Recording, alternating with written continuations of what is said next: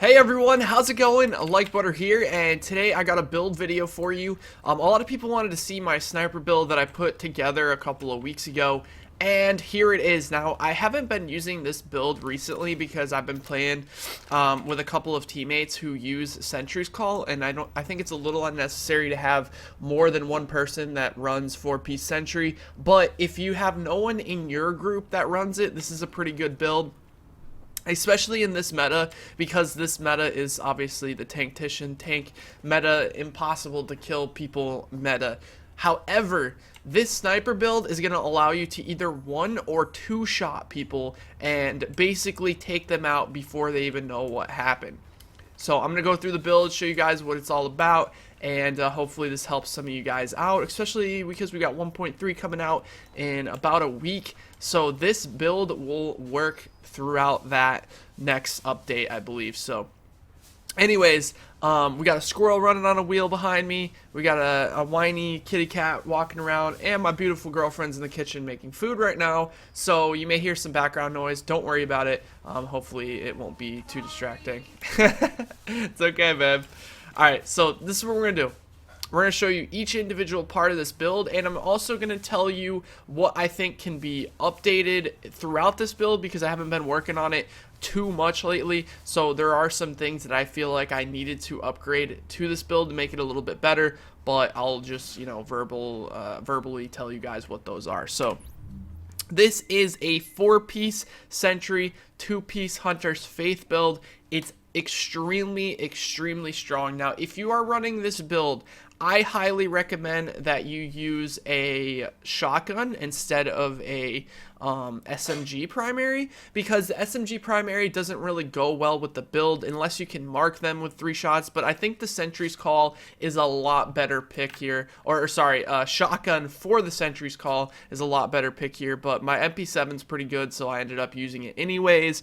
But it's all revolved around this M1A. Now, lucky for you guys, there is an first wave M1A blueprint in the DZ03 this week. So if you're trying to make this build, make sure to go grab that blueprint. That's going to be the most important thing, because you're going to need to get a first wave M1A that fits your build. Now, this one here being 165% headshot damage, vicious, brutal, fierce, extremely good sniper rifle. But you guys should be able to get one pretty close to this as well. So good luck on that. Good luck on the rolls. May the luck be with you. So it's all revolved around the sniper. Now, you guys don't need to see what's on my MP7 because, like I said, this should be a shotgun here in the first slot. But on my sniper rifle, what I have, or marksman rifle, some people get really angry that I call it a sniper. Okay, so it's very important that you get an MK5 scope 15 times. This is one of the best you can get. 22.5% headshot damage, 7.5% critical hit chance. You want that critical hit chance on the scope. It's very important because you want to be critting as much as possible with your sniper rifle, because those crits are going to be the shots that put people down in 1 or 2 hits. I can't tell you how many times, those of you guys who've watched my streams, I've put people down in 1 hit. Sometimes it takes 2 hits. But when you're critting players for 70 to 100,000, it's so convenient to put someone down. That can completely change a fight too. You get that one shot off and just put one person down, your team pushes up, you get the kill, and then boom, you're in a 4v3 situation. Huge help there. So make sure to try to get that headshot damage and that crit chance. I have a flash hider on my sniper, which is accuracy and crit hit damage. Anyone who tells you that accuracy is not important on a sniper rifle is incorrect, because that accuracy is very important, especially if you're using a scope.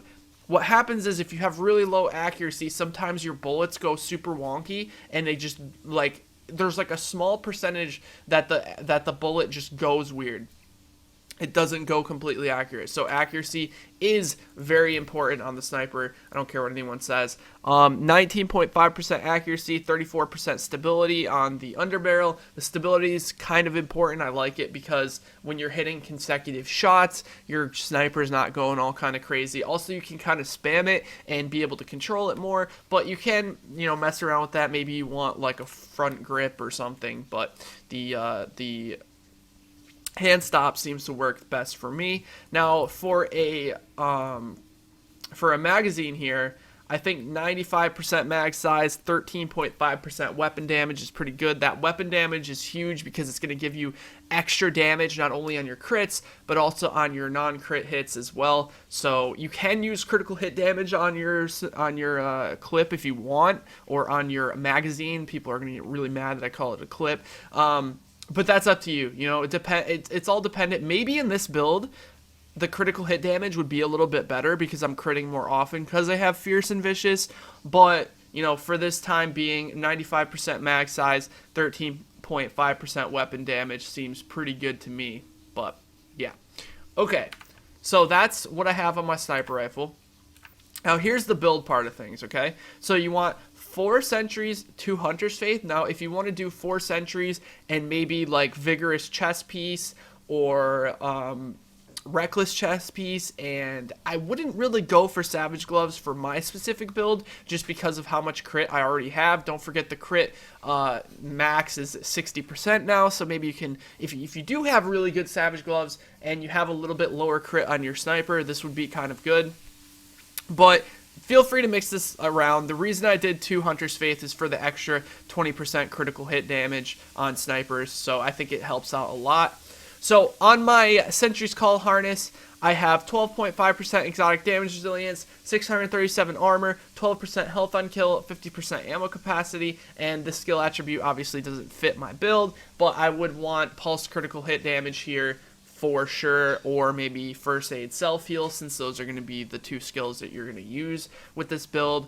655 firearms, pretty good. You want to make sure to have armor on this. The health on kill is super nice. Health on kill is, in my opinion, one of the best like attributes that you can get, especially in the 201 plus bracket, because it's going to give you so much health back, and as most of you know, your health is very precious to NPCs in this current meta. So make sure you guys get that. So that's on my chest piece. You could get a mod slot, stuff like that, but you know, whatever works for you. Hunter's Faith mask, 13% burn resistance. Obviously, once again, skill attributes not super good. The bad thing about this build is that Sentry's Call pieces are kind of hard to get unless you saved yours from recently. Because I had a Sentry's Call build in 1.1, but I deconstructed it all because I didn't think I'd ever go back to Sentry's Call. But Sentry's Call is still extremely strong, especially on PC. If you have a player who's using a sniper rifle who's really accurate with it, it may be a little bit harder on console, but you can still try it out and see how it works. Maybe with the shotgun it'll be a lot better.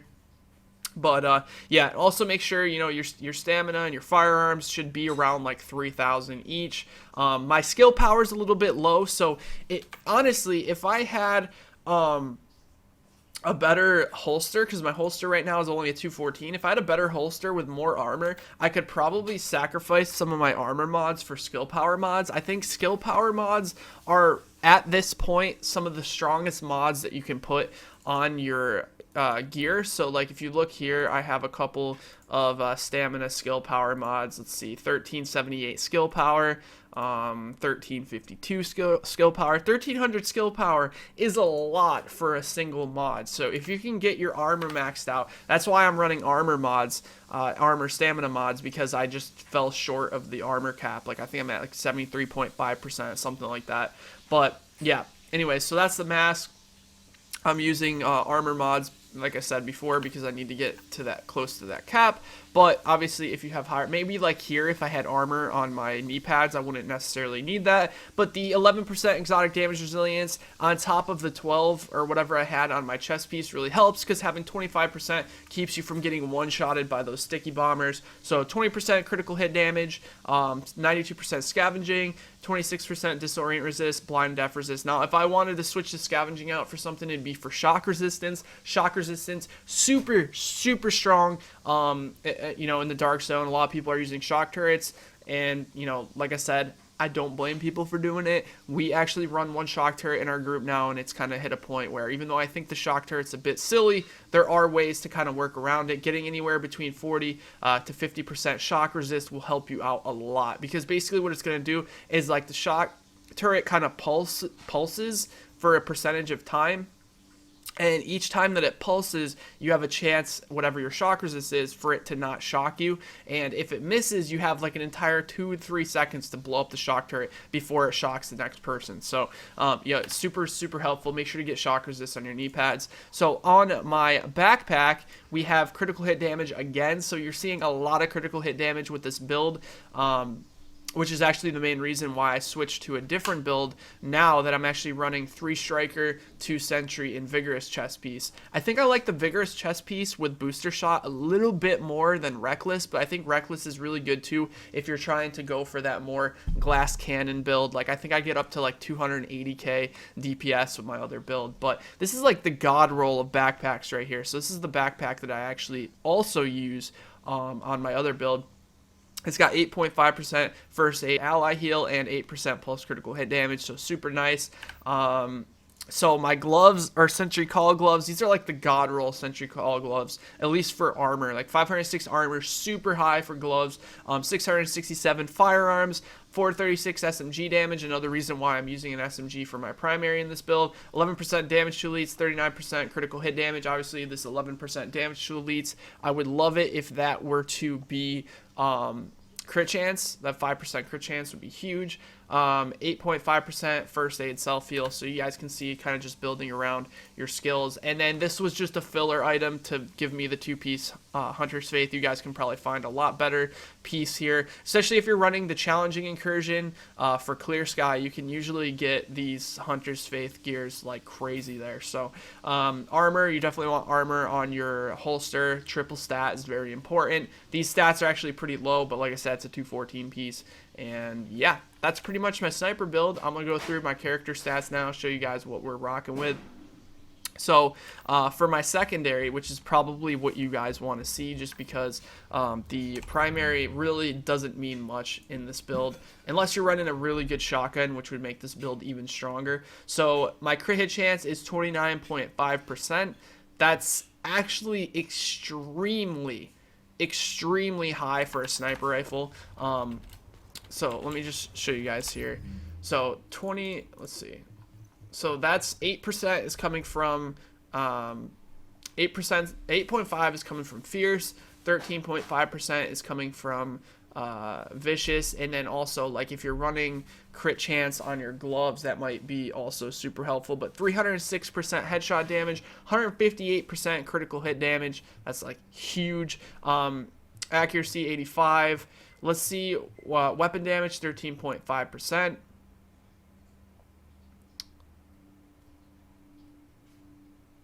Hold on, sorry, I was just confused because this is all weapon damage bonus. That doesn't mean that like the clip on the M1A also affects my other weapons too, right? That would be so weird. I don't know. Anyways, all right, let's scroll down. Let's look at like skill power. Skill power is a little bit low. Like I said, if you can hit that armor cap, you can get a little bit higher skill power. What you're looking for skill power on, guys, by the way, is either your mask or your backpack. You can get 6k skill power on your backpack, which is huge, or you can get like I think 3k on your mask. So that's gonna help you get that skill power up without needing electronics. So that's gonna be super helpful. 87,000% max health, which is pretty decent. 73.2% armor. You want to get that to 75. Exotic damage resilience, 24%. Definitely not bad. It will help you survive against those BFBs. And yeah, that's pretty much it, guys. Hopefully you enjoyed that build. Let me know if it works out for you. Super helpful in this meta currently because you can, like I said, just one-shot people before they even know what the hell happened. Kind of a good feeling to put someone down in one shot as well. So hopefully you guys enjoyed this video. If you did, be sure to drop the video a like. I'll be doing a build on my my 2 Sentry, 3 Striker, and Vigorous Chest Piece soon. Hopefully you guys want to see that as well. Thanks again for watching, and I'll talk to you guys next time. Take care, everybody.